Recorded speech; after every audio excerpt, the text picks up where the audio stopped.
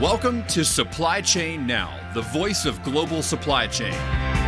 Supply Chain Now focuses on the best in the business for our worldwide audience, the people, the technologies, the best practices, and today's critical issues, the challenges and opportunities.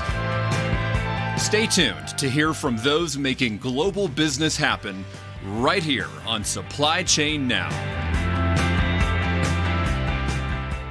Hey, good morning, good afternoon, good evening, wherever you may be. Scott Luton and Marcia Williams here with you on Supply Chain Now. Welcome. Marcia, how are you doing today?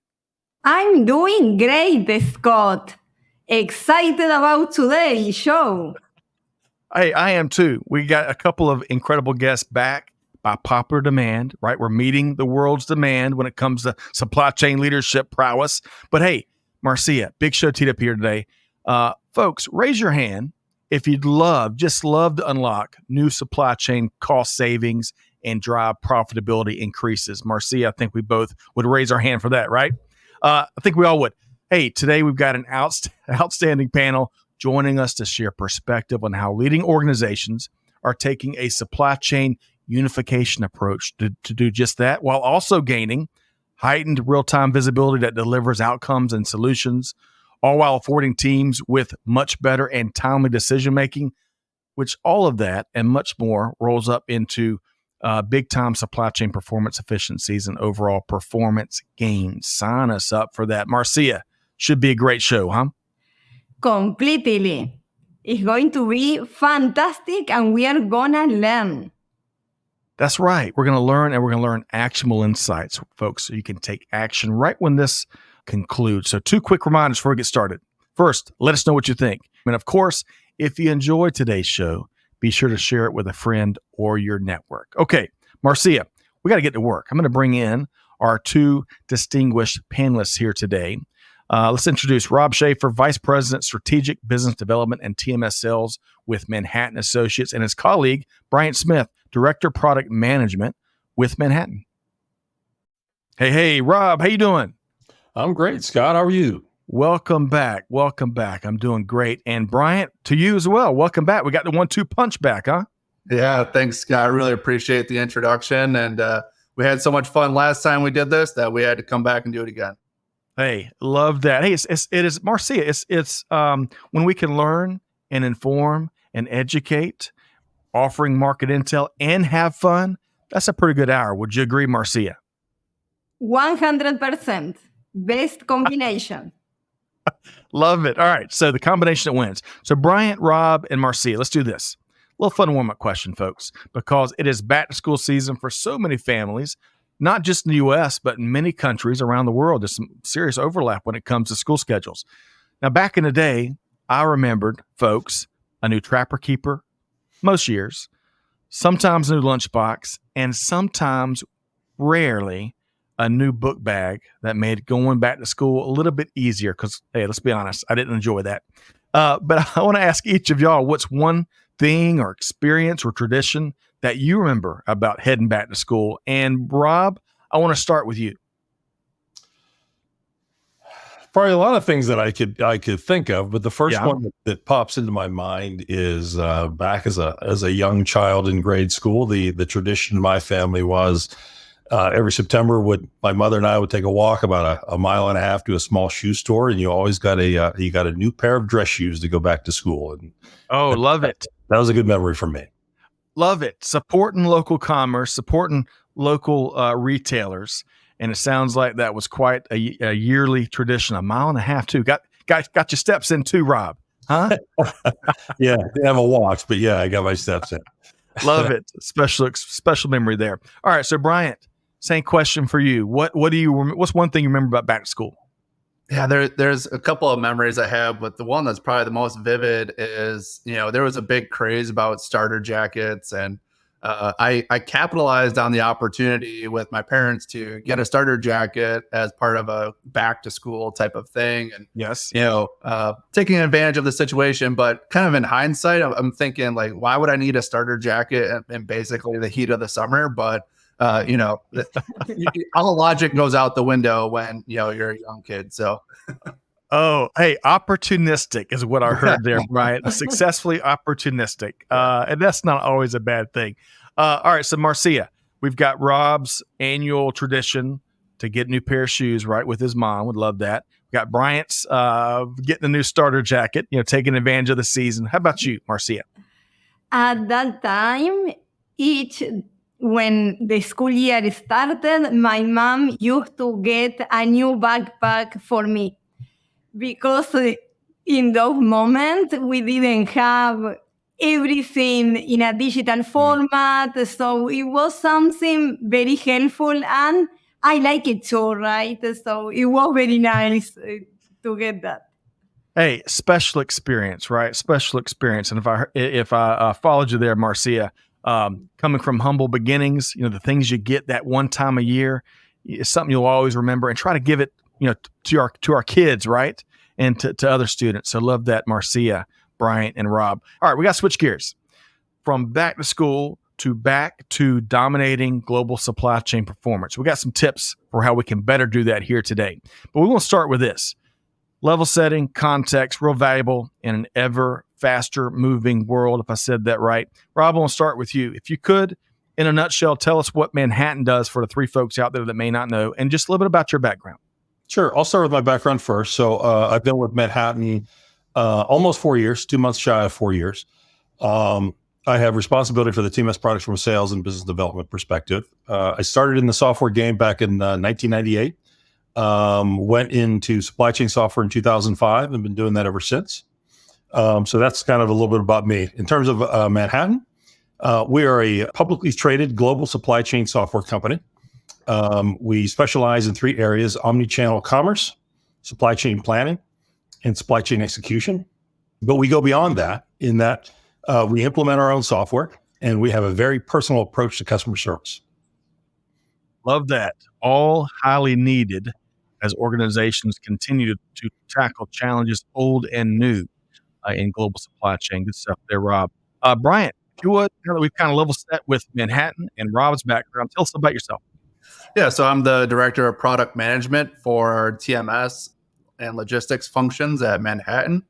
So I'm responsible for TMS product strategy and the product roadmap. So I'm working very closely with our customers and our different partners to make sure that we're building the best capabilities that we can within our platform. But prior to my time at Manhattan, I had managed a couple of other TMSs that are in the Magic Quadrant. And before that, I implemented TMSs. So a lot of time in TMS world. Okay, outstanding. So to pull a couple of things there from Rob and Bryant's background, Marcia, lots of technology, lots of supply chain, lots of technology, lots of implementation, right?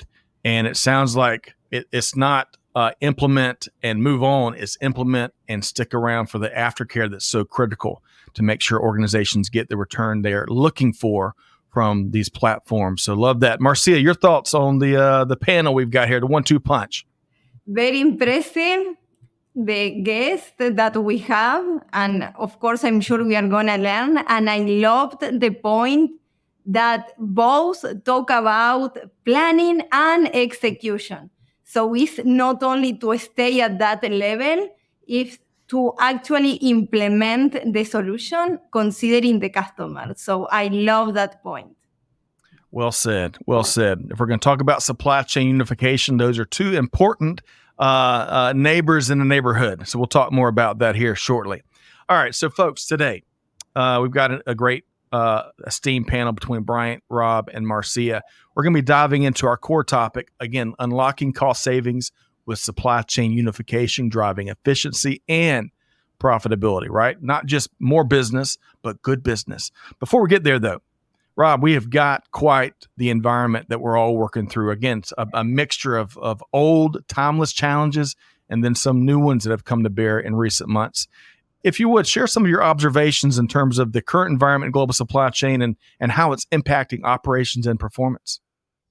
Yeah, it's a crazy time. And I guess I've been saying that since COVID, right? But I mean, there's always been disruptions in the world, but it appears now they all happen at the same time, right? So, I mean, from geopolitical instability, what we're seeing, in the Red Sea and the Suez Canal, I mean, the effect there simply is rerouting of shipments, right? If you can't go through the Suez Canal, you're going around the Horn of Africa.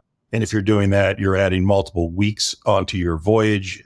Some companies may have to move some more critical things to air, which is increasing their costs. You might have to change ports of arrival, which then changes the rest of your network. So again, if that was the only thing that was happening in the world, yeah, you could manage around it, right? But at the same time, we've got a drought in South America, which is constraining traffic through the Panama Canal. Right. Again, adding costs, adding time, the lead time, the planning that goes around it. We've got labor disruptions or potential labor disruptions around the world, right? In Canada, in Europe, potentially here in the United States.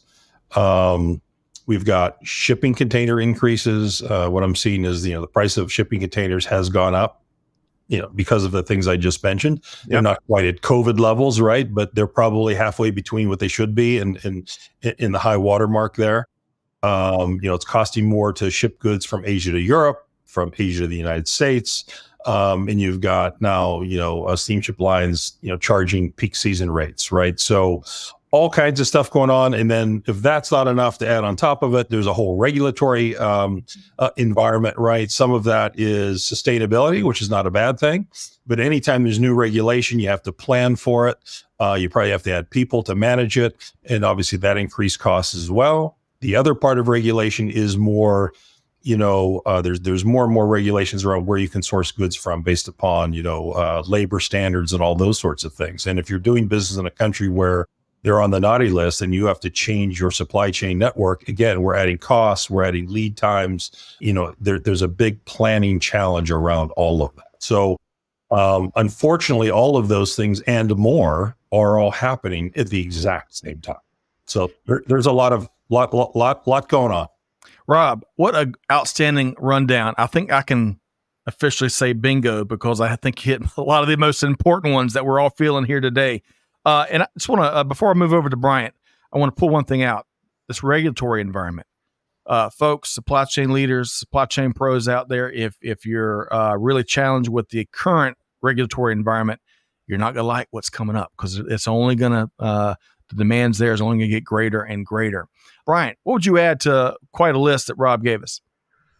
The list can go on and on. I mean, you can go about Ukraine, you can talk about Israel, you can talk about the regulatory things that are happening with sustainability and compliance and making sure that you're capturing the carbon emissions, but also food compliance with FSMA coming up in 2026. It's all these things that are compounding. And I think the summary here is that logistics leaders, supply chain leaders need to understand the macro environment of what's happening within their supply chain, because the reality is things are costing more. It costs more to produce things. It costs more for labor. It costs more for inventory. It costs more for transportation. Everything costs more.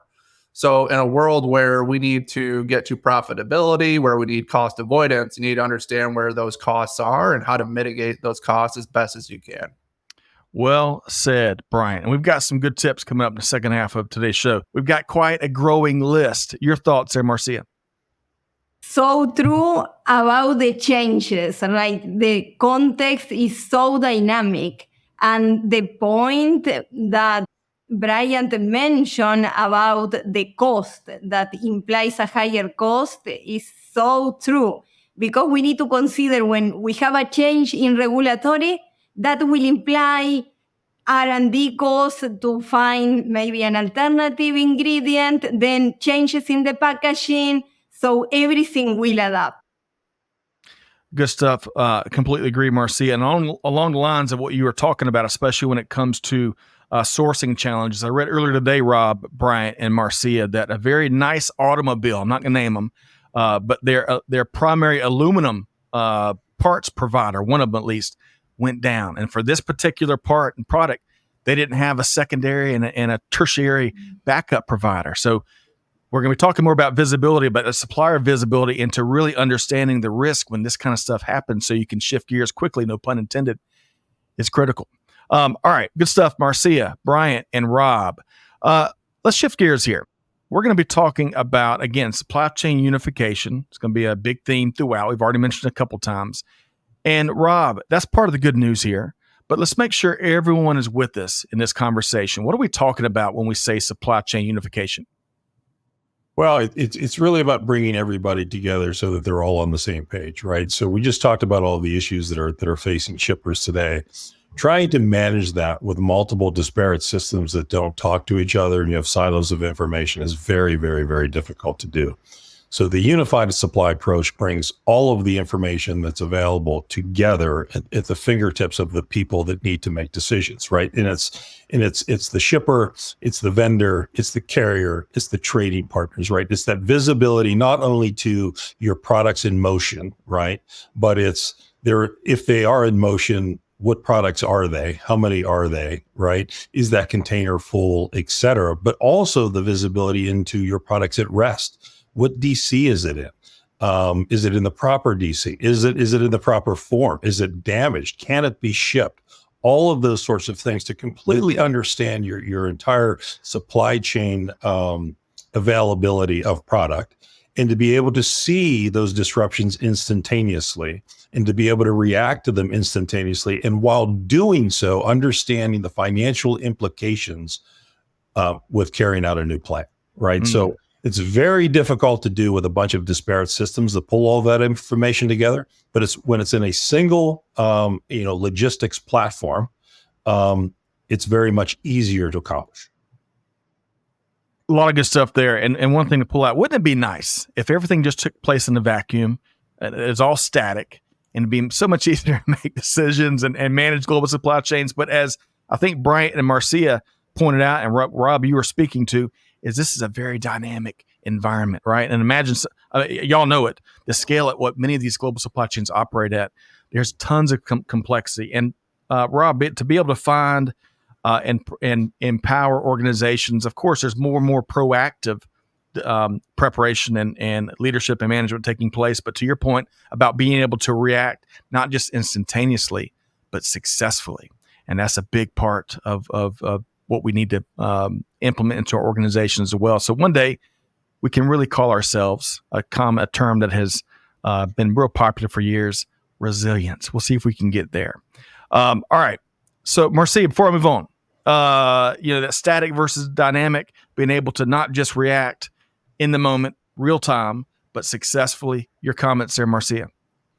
I love a point that Rob mentioned, that all of the factors that we need to consider and also see the impact on the financials. I love that point because they are so related, operations with finance, that I think is, of course, critical to highlight that aspect. That's right. In this supply chain unification environment that Rob and Bryant are going to be speaking to, how can we make sure these decisions are integrated with finance so we know in the moment the impact on financials rather than just the impact on operations and taking care of the customer? Good stuff there, Marcia. Okay, so Bryant, I want to bring you in here. You and Rob both are going to speak to several of the ways that for organizations that take and are successful at this supply chain unification that we're talking about here today, there's some big time gains that they can expect. Let's start with the first one, which has been all the rage for quite some time, end-to-end visibility. Tell us more, Bryant. Yeah, absolutely. And, end-to-end visibility has been a topic for a long time. I think where the benefit comes with a unified supply chain is we're bringing all of those, what would be disparate systems, together into a single platform. So in some of the legacy instances, you may have a vendor that provides you a WMS, maybe even a different vendor that provides you a TMS, and a different vendor that provides you a YMS. And you need to create connections between all those different systems. It's extremely inefficient. You have to pass information back and forth to one another. The connections break. They go through different upgrade cycles. You want to achieve end-to-end visibility, but it's really hard to do that and pull it off when you're dealing with multiple systems. And we've taken a different approach in pulling all of those together into a single platform. And our Manhattan Active platform allows us to support warehouse workflows, transportation workflows, yard workflows, all in a single platform. So there's no integration between those different, let's say, workflows that you've seen. And we have a single source of truth for a shipment. A shipment that's planned in TMS is the exact same shipment that you're receiving into your warehouse or checking in at your yard. So there's no more passing the ball back and forth. What this means is I have enhanced visibility into how I'm executing within my supply chain because I've knocked down the silos of, let's say, those legacy systems. But when you expand it out into bringing in your partners in your ecosystem, you're working with your vendors, you're working with your customers, you're working with your freight forwarders and suppliers and so on and so forth. You need to have the API first mentality to consume that data into the platform so that you can either proactively or reactively deal with the disruptions that we had talked about earlier in the conversation. So it's really the utopia here is breaking down the silos, whether that be systematically or through partners and those types of things. And the unified approach allows us to truly get that end-to-end visibility because we're not dealing with some of the legacy technology problems. Bryant, preach it louder for folks in the back. You shared so much good news there, and not just optimism, but I'll call it constructive optimism for what is the art of the possible today. And before I get Rob to comment and then Marcia, I want to pull one thing out, that single source of truth. So you're saying it isn't like Bigfoot or the Loch Ness Monster. It can be attained. Is that right, Bryant? That's correct. It's, again, when you have a TMS and you have a WMS, those are different systems. You create a shipment in TMS and you have to recreate that shipment in WMS, right? That's not the case in a unified platform. It is one shipment. So whether I'm a transportation user and I want to understand what's going on with this shipment, is it in transit? Did it pick up? Is it late? That the warehouse user still gets that same exact insight into that shipment. It's not something that's being passed back and forth or duplicated or copied, right? And again, that gives you better data, faster data, so that you can react or proactively adjust what's going on within your supply chain. Because we had already talked about all the disruptions that's going on. So you have plan A and how you're going to execute your supply chain, but you also need to have plan B and plan C, and having that visibility allows you to do it. The critical data in the hands of those that need it to make the decisions out on the front lines and really cross the ecosystem. Rob, we're talking end-to-end visibility and so much more on this first one with Bryant. Your thoughts? Yeah, just really to give a further example of that, right? It's that whole thought where someone in the warehouse, right, can see their inbound shipments from their warehouse system, right? They can see that it's checked in. They can see where it's in the yard. They can make their appointment schedules. They can do the dock door assignment. They can manage their labor based upon what the next trailer is. They can pull the trailer onto the appropriate dock door closest to where that inventory is going to be stored, right? So all of those things would happen in multiple different applications, TMS, YMS, WMS, but when it's a single platform and everyone's looking at the exact same information simultaneously, it makes it so much more efficient and cost effective from a process perspective. And it builds more trust into the organization. You don't have Sam over here with their spreadsheet and Samantha. I don't know why Sam and Samantha came to mind over here with their spreadsheet. It's all integrated, looking at the same data. We can make aligned, faster, better decisions amongst other things. Marcia, man, Bryant and Rob are painting quite the picture. They're bringing their best Michelangelo here to the discussion here today. Your thoughts, Marcia? This solution that allows like everyone looking at the same data, I'm thinking that would eliminate all the tracking sheets. Because when you get in a company, in many cases, as there's no trust, each person has their own tracking sheet. So yes. I think with this improves efficiency and allows to make decisions better because all of us have access to that data that is the same data. Yes, ensuring that everyone in the sandbox, use that analogy Bryant and Rob were referencing, plays nice together to get stuff done and to be prepared to grow when the challenges will may be a lot of what today is, and then some brand new ones. Before we circle back to the second one, we've kind of harped on decision making. That's where we're going next with Bryant.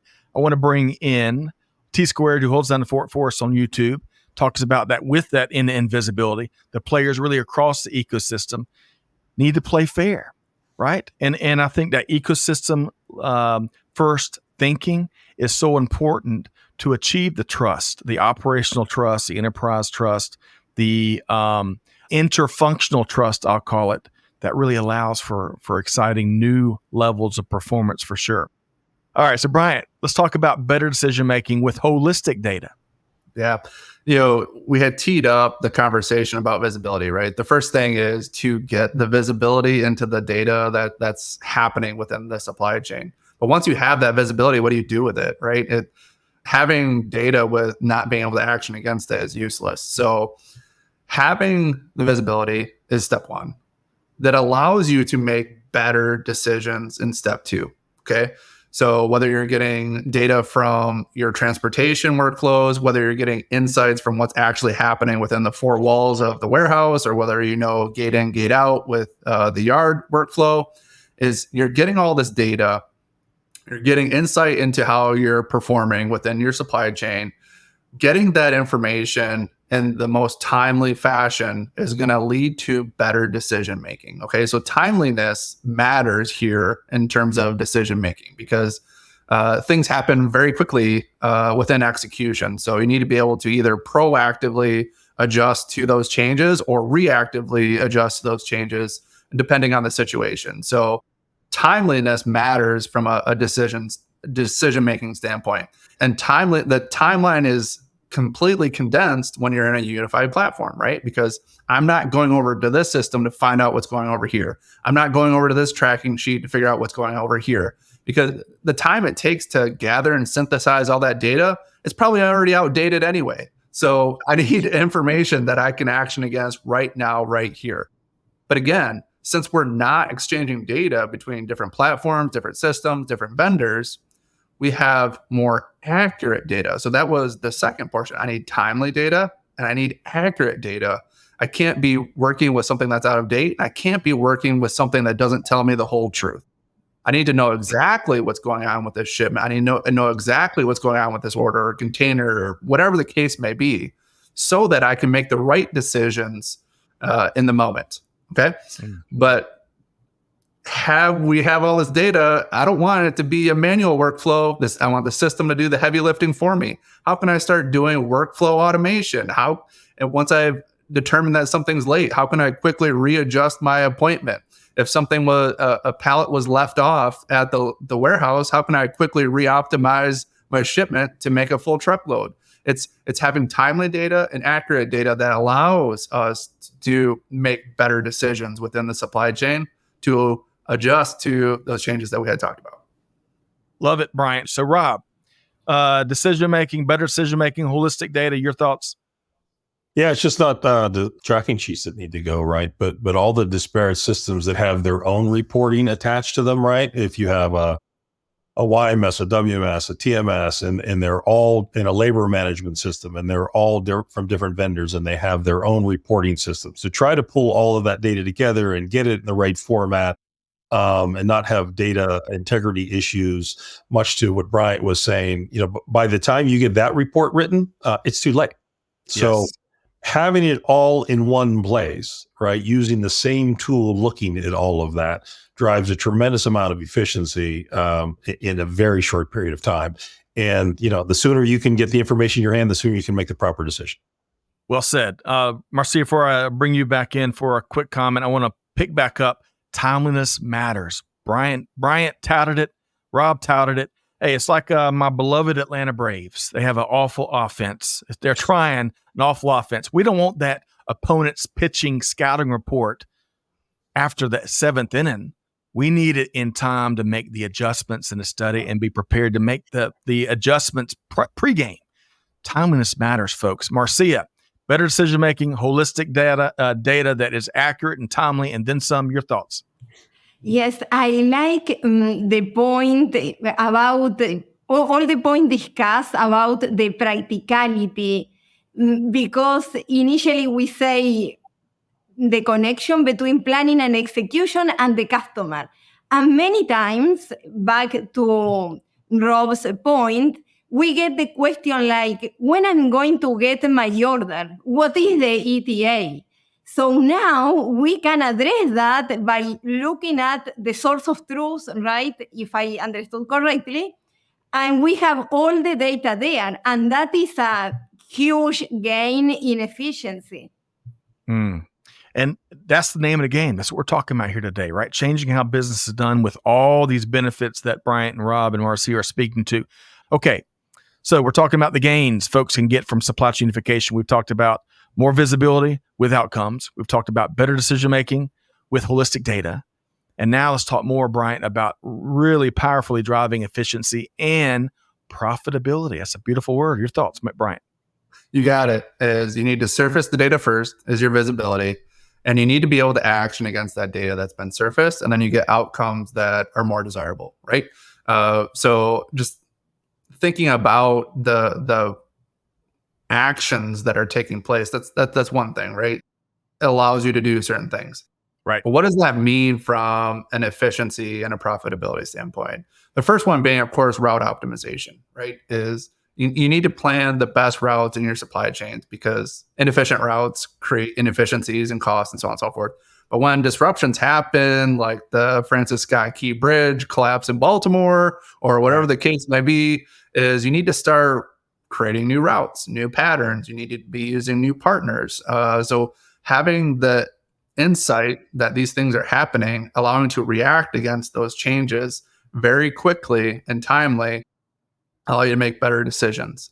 But that's plan A, right? You may need to reroute something as it's transiting, but that information allows you to proactively adjust your network or reactively adjust your network based on the situation.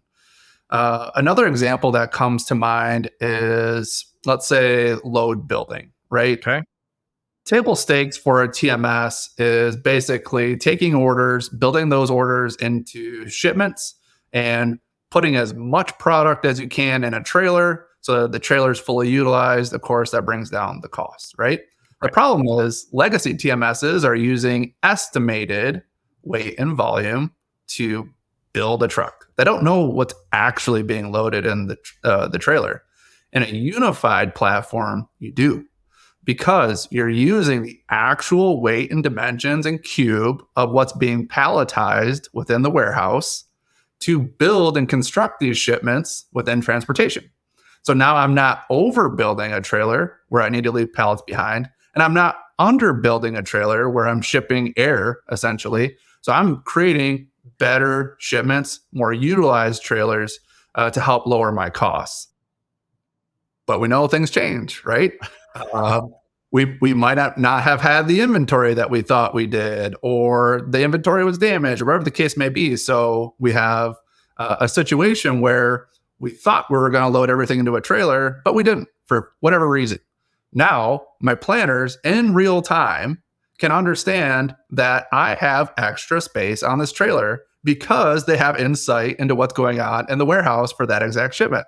So if I need to throw on an extra pallet, or I need to take a pallet off, all this stuff can be done in real time because I have the visibility and the data to make better decisions. The same thing can be said and extended to labor, right? Okay. I mean, we're talking about routes, we're talking about trailers, but I mean, another big cost center for our customers and supply chain partners is labor. Labor is super expensive. Is how do we mitigate some of those costs and be more efficient within our warehouse, within our yard, and so on and so forth? And if we're feeding transit data from TMS or yard, we're educating our warehouse and labor staff when shipments will be there, when they're delayed, and so on and so forth. So we can redirect labor within the warehouse to go potentially load something else, or unload a different trailer, or move staging to another operation.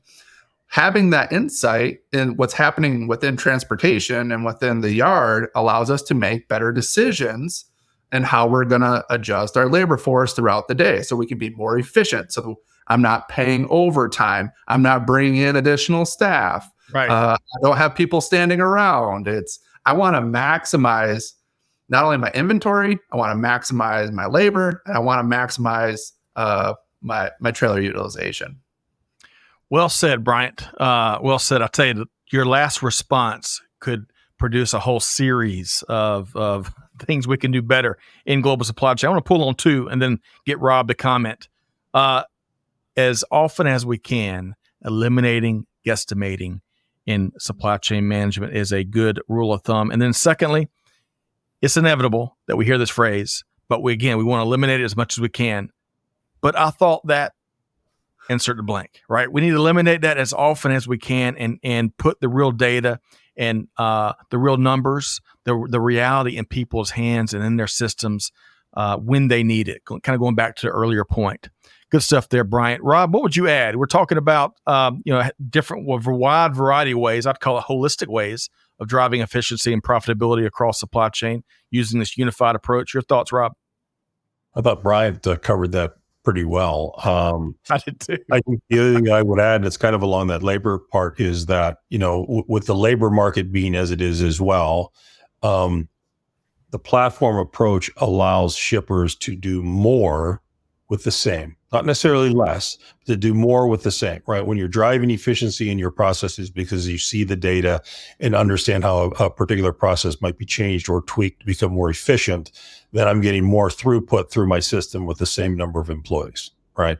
So that's an area that drives profitability as well. Excellent point, Rob. And Marcia, before I bring you in here for a second, on the workforce, we've seen no shortage of challenges across all segments of, I'll call it global business, but certainly in supply chain. And here in Gulf and East Coast ports, we may see some more challenges, right? We all are probably familiar with the negotiations or lack thereof that's going on right now with that may impact ports across the Gulf and East Coast. And we're already seeing that uncertainty impact other operations and other ports and other businesses as folks look to hedge their bets. So we'll keep our finger on the pulse of that, but be ready. One thing is assured, more complexity certainly lies ahead. All right, Marcia, we covered a lot of ground. Bryant and Rob covered that last one, I thought, very well. Your thoughts, Marcia, on what we heard there? Yes, very interesting. The points also about labor, not only transportation or inventory, labor. And I see the importance of having real-time data, because without that, it's like we cannot make any changes, we cannot adapt, and we will have the resources regardless of the situation. So I think that point is critical.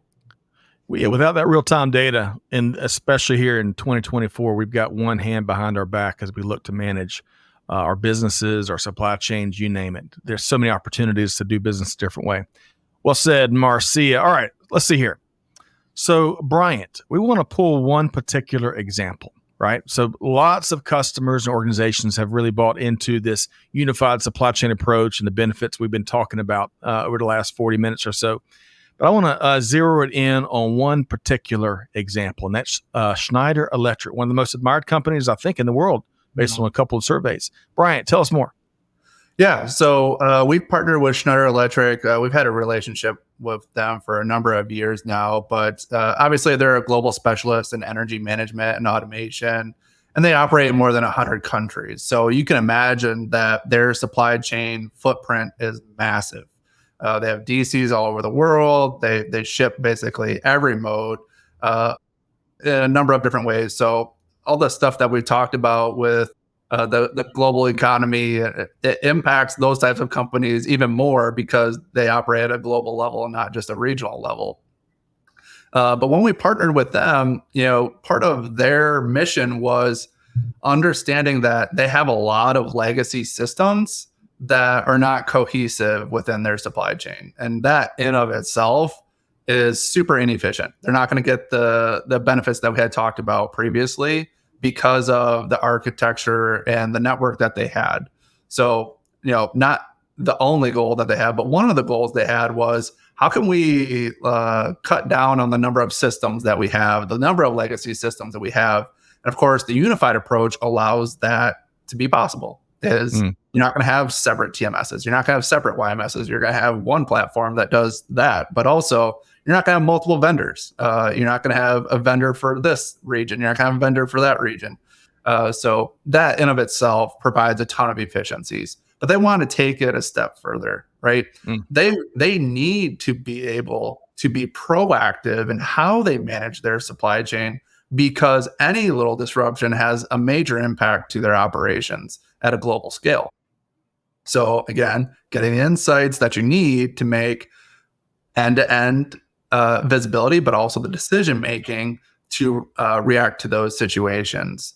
And they've seen in their theory and what they want to achieve come into fruition based on some of the platform approach that we've provided in that regard. So they're getting the visibility into their global operations and their shipping network and their DCs, where their inventory is, how they're performing with their suppliers, how they're performing with their customers. They're being more efficient in how they're building and supporting their transportation. They're being more efficient in how they plan their labor. So a lot of different things have come out of it as part of adopting and buying into the unified approach. Bryant, I love it. And we're going to offer more information on what Bryant describes here in just momentarily. But if I understand this story and this relationship, they like it so much of what the early returns were that they're doubling, or I'll call tripling down. So stay tuned as we share a little bit more detail around that. But Rob, before we go broader with my question to you, and we'll get Marcia to weigh in on what we're hearing here in terms of returns, but I know you're a big music fan, right? You were talking to us pre-show about a recent concert you went to that featured a great lineup of 80s bands, right? It's always, we need more unity, right? More unification in today's environment. There was a great song. It could have been the 80s. It could have been the 90s that said something like, UNITY, UNITY. Does that ring a bell? Anyone? Well, someone will save me. What's that, Marcia? No? Someone is going to save me with that tune from the night. Okay, Amanda recognizes it. Big thanks to Amanda and Catherine behind the scenes. Y'all Google that. Let us know. I was trying to make a musical reference here, Rob, and it did not go well. But anyway, more generally speaking, Rob, tell us what other outcomes that supply chain leaders can take from this supply chain unification approach. Well, so far we've talked about kind of business process and efficiency and profitability, but there's other things that are benefits of a unified approach, right? And the platform that we provide, a cloud native microservices architecture. So what organizations can also expect beyond business process, right, is that they're always in the latest version of the software. So in the old world, we would develop software and deliver it on an annual basis. That the client would have to put together a project to do the implementation. It was disruptive, all those sorts of things. In today's world, every 90 days, they get a feature function update, right? It's delivered, turned off. It's not disruptive at all to the organization. But as we started out the show with all the things that are affecting supply chain around the world, you never know what's around the bend that we may need to innovate to meet. And if we can get it to you in 90 days, that's much better than a year or 18 months, right? Yes. There's that benefit. Also, the unified supply chain brings a common user interface. So from a change management perspective, right, you're training people how to use the application and the screens and the navigation and the reporting once, not 4 times across labor, yard, warehouse, and transportation, right? We talked about the better reporting. Integration is much simpler because we're integrating the platform. We're not integrating all these disparate systems to ERP and other sources, right? So at the end of the day, the platform provides the agility for the customer to react to what comes next. Rob, you shared a lot of good stuff there, but one thing that I heard, especially with the updates, less friction, more seamlessness. And that's certainly one of the things that many organizations are after. The other thing that you implied, that really we've implied a couple times throughout the conversation, is your needs today probably won't be your needs tomorrow. Sure, there'll be some common themes. We've established plenty of those, but this is really about investing into what I'll call, cliche warning maybe, the resilience of organization to tackle what's next around the corner, because disruptions are guaranteed to keep coming. Okay, Rob, Bryant, Marcia, I know I wasn't losing my mind. Big thanks to T-Squared and Jacqueline. Yes, Queen Latifah. I knew it. Thank you so much for saving me. You and I, Rob and Bryant, you are going to have to get Queen Latifah to come speak to the Manhattan Conference. That could be the new theme song. I see a new marketing campaign starting. We'll see if we can make that happen. All right, Marcia, Bryant was talking about specific outcomes, right, with the great folks over at Schneider Electric, which have been setting the globe on fire in terms of success and innovation. Rob spoke about it in broader terms, right? Your thoughts there, Marcia? We talk about the cost savings that, of course, is fantastic and the way to gain efficiencies. But I also noticed from Rob's comments about speed, right? That capability for companies to act fast, and that has a huge value. So we have an increase, right? We can have an increase in revenues and as well as cost. So both sides, cost down, right? So both sides impacting profitability. Marcia, I like that. Velocity pays dividends across the organization, especially for customers and suppliers and our teams. And of course, certainly for bottom line financial outcomes. So good stuff there. And some organizations are what I'll call a throwback to an 80s movie somewhere, Rob, you may recognize it. Ludicrous speed, right? Ludicrous speed. Mm-hmm. I mean that in a good way, right? We're able to move faster, more successfully. Mm-hmm.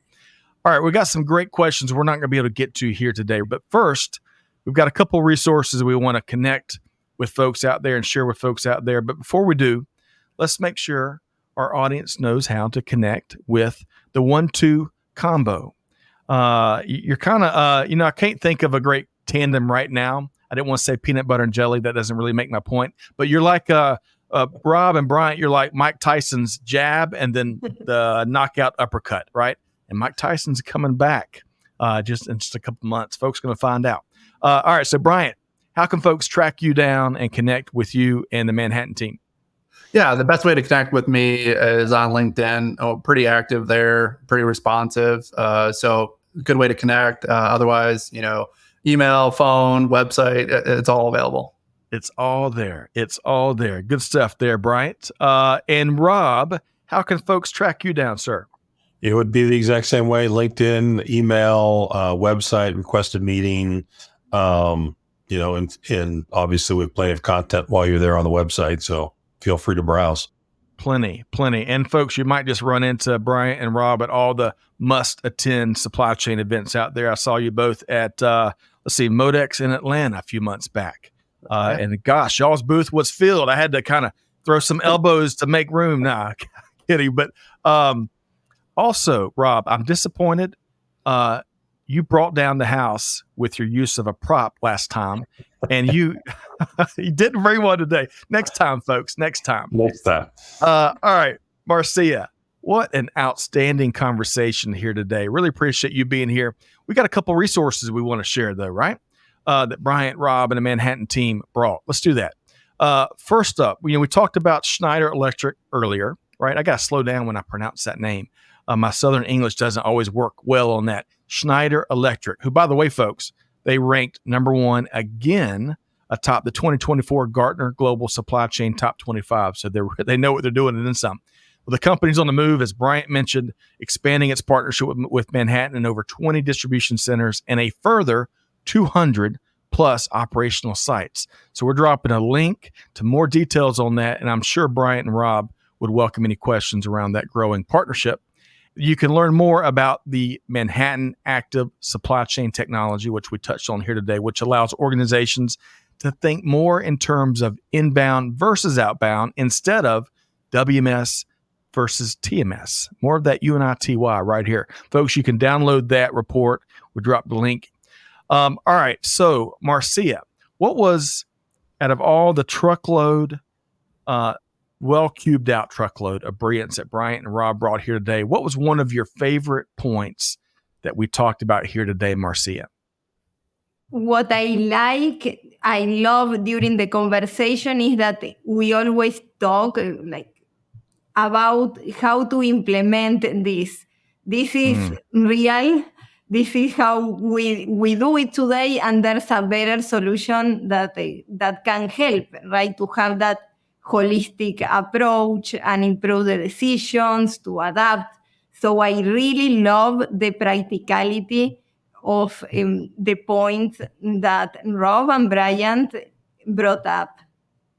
I agree with you. I'm a big fan of practical, innovative technology, innovative new practices that will optimize what we're all after, right? And that's more success, right? Take care of our customers and our suppliers and our team members and all that. But apart, Marcia, I echo what you said. 3 letters that you can find in the word practical is act. And that's the other point you were making. We got to take action. We got to implement, right? And implementation isn't good enough. We got to follow up and offer that aftercare and that support. And of course, that's really important, as Rob and Bryant laid out, to how Manhattan does business. Good stuff here today. I want to thank folks. Man, y'all came out in the droves, and I really appreciate all the comments. I can't wait to go back and uncover some of the things that I may have missed. I want to thank all of our audience. I want to thank all the folks behind the scenes that helped make today happen. Catherine, Amanda, Deep T, many others. Of course, big thanks to Rob Schaefer with Manhattan. Rob, always a pleasure to have these conversations with you. Look forward to the next one. You bet. I do too. Congrats on all the success and innovation you are powering. Bryant Smith, the other half of the dynamic duo. Great to have you back with us here today. I'm the uppercut in this situation, right? Not the jab. So I want to make sure that's clear. So thanks for hosting, Scott. Oh, that devastating uppercut. That's going to be such a great boxing match, I think, in November. Well, welcome. Thanks so much for y'all being back here today and sharing your perspective and expertise with our audience. Marcia Williams, always a pleasure. Thanks so much for your perspective and expertise here today. Thank you so much. I enjoy it very much. I agree. And you can check out Marcia's Whiteboard Wisdom, which we have on our YouTube channel. A lot of great lessons learned there. All right, folks. Back to taking action, because that's the name of the game, right? Hopefully, all have enjoyed this conversation as much as I have. But now you got to take steps. You got to act on the wisdom and the brilliance and the reality that what the picture that Bryant and Rob painted here today. What leading organizations are already doing. Take action. Your team's ready to do business differently, right? Enough with lip service leadership, right? It's all about deeds, not words. On that note, on behalf of the entire team here at Supply Chain Now, Scott Luton challenging you. Hey, connect with Bryant. Connect with Rob. Check out these resources, connect with Marcia, but most importantly, do good, give forward, be the change that's needed. We'll see you next time right back here at Supply Chain Now. Thanks, everybody. Thanks for being a part of our Supply Chain Now community. Check out all of our programming at supplychainnow.com and make sure you subscribe to Supply Chain Now anywhere you listen to podcasts. And follow us on Facebook, LinkedIn, Twitter, and Instagram. See you next time on Supply Chain Now.